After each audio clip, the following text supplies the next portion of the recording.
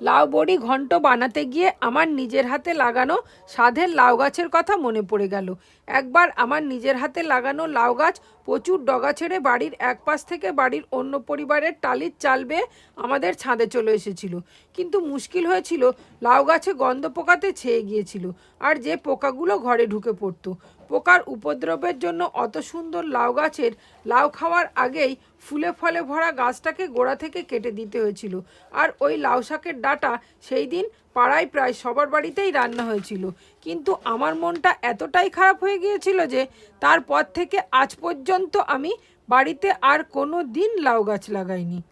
লাউ বড়ি ঘন্ট বানাতে গিয়ে আমার নিজের হাতে লাগানো স্বাদের লাউ গাছের কথা মনে পড়ে গেল। একবার আমার নিজের হাতে লাগানো লাউ গাছ প্রচুর ডগা ছেড়ে বাড়ির এক পাশ থেকে বাড়ির অন্য পরিবারের টালির চাল বেয়ে আমাদের ছাদে চলে এসেছিল। কিন্তু মুশকিল হয়েছিল, লাউ গাছে গন্ধ